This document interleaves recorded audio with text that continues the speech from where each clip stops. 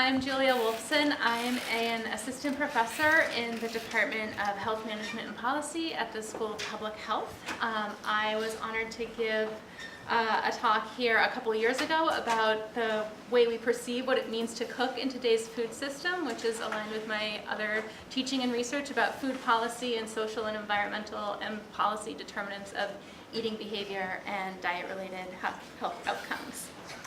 It's my honor to introduce Pam Jagger, who is new to the University of Michigan. She's an associate professor here at SEAS. She's a leading interdisciplinary researcher of population and environment research. She conducts work around land use and forest cover change, energy transitions, the relationship between energy use and health and well-being outcomes in poor countries. And current research, close to my own work around cooking, but I think very different, so I'm excited to hear about it, examines health consequences of biofuels-based cooking in East Africa. And she's going to pose the question at her talk today: is cooking a poverty trap for 3 billion people?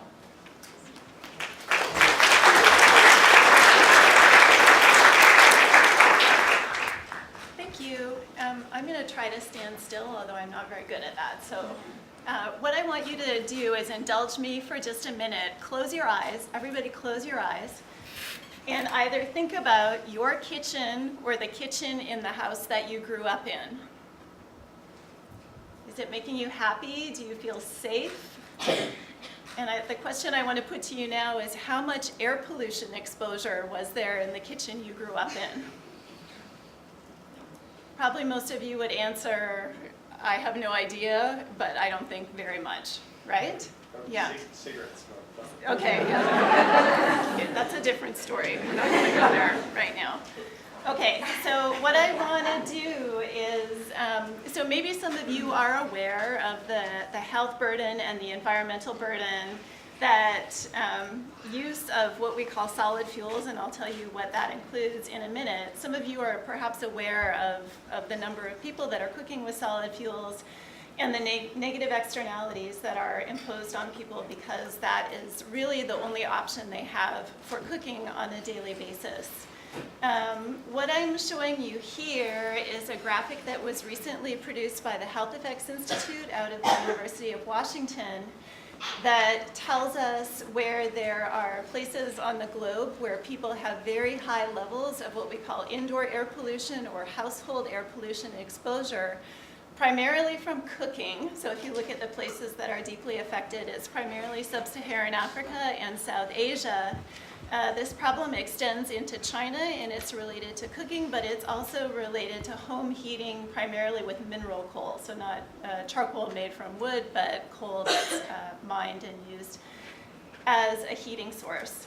So the main point here is that 1 in 3 people on the planet are sitting in some sort of situation where on a daily basis they have extremely high levels of exposure to household air pollution, which has implications for human health. It has implications for climate through emissions of a wide range of greenhouse gases. It has implications for forests and land use because of all of the biomass that is being consumed in the effort of cooking and heating. And it has implications for livelihoods in general, because people are spending a lot of time either collecting or looking for or money on purchasing these fuels, which are not idealized in our modern world. So this is an issue that affects a very large number of people. Many of you have probably never thought about this before. So what I'm going to do is show you just a few pictures from some of the places where I've worked over the years. I just want you to see people's kitchens so you have a bit of a visual. Oh God, what did I do? Okay. So this is a kitchen in Mexico. This lady is using a plancha stove that requires biomass. She's making tortillas.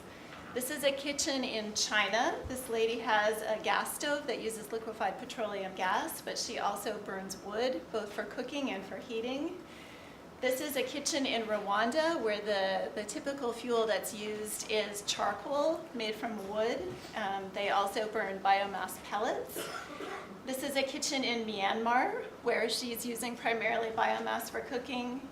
And this is a kitchen in Malawi, which is one of the poorest countries in the world, where these ladies are cooking on what's called a traditional stove, basically finding 3 stones to put a pot on top of and loading firewood in underneath. So, you know, there's a range of scenarios, but all of them involve using solid fuels, which range, so here's the list of solid fuels: dung, crop residues, firewood, charcoal, mineral coal. Okay, so here are the 5 main ideas I want to communicate to you. There's a large number of people cooking this way. Household air pollution exposure is the #1 environmental health risk factor for morbidity and mortality globally. So this is a big problem. More people are affected by this problem than are affected by malaria, HIV, and tuberculosis combined. Health status is a major factor driving movement in and out of poverty. So this is where the question of is cooking a poverty trap for 3 billion people coming from.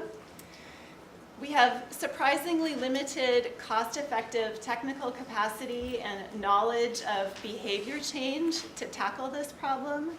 This is particularly true in places where there's a high level of poverty, so I would highlight sub-Saharan Africa. So those are the big challenges. Again, from the Health Effects Institute, ambient particulate matter exposure, which is related more to transportation, but household air pollution, one of the major determinants of morbidity and mortality globally. It harms us because we have exposure to carbon monoxide, particulate matter, polycyclic aromatic hydrocarbons, which are cancer-causing. In many African countries, exposure to indoor air pollution from cooking is the #1 risk factor for morbidity and mortality. To give you a bit of a visual of what this looks like, in our studies we actually do exposure measurements to understand how much carbon monoxide and particulate matter people are breathing in. This is a filter that a woman in a Malawian kitchen wore for really only 5 or 6 hours. We wanted her to wear it for 24 hours, but the pump clogged up on us because it was so overloaded. These filters go in white, like pure white as the driven snow. So this is the fine particulate matter that's embedding itself in people's lungs. Okay, so what we need to do, we need to get very significant exposure reductions in order to be able to tackle this problem. We need 85% of the exposures removed from the environment in order to address this issue. It turns out in order to get those kinds of exposure reductions, you have to get people to completely switch how they're cooking. They have to completely stop doing what they're doing and make a 180-degree turn. This is a very big challenge. In part because of the costs, and I'm just going to give you, so the average cost of a liquefied petroleum gas cylinder and the stove that goes with it is about $200 in a wide range of markets.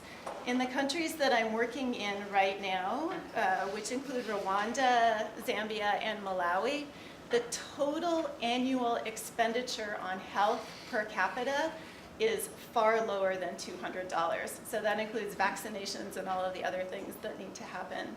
So there's a big disconnect between the cost of solving this problem and the sort of technologies and opportunities that we can bring to bear.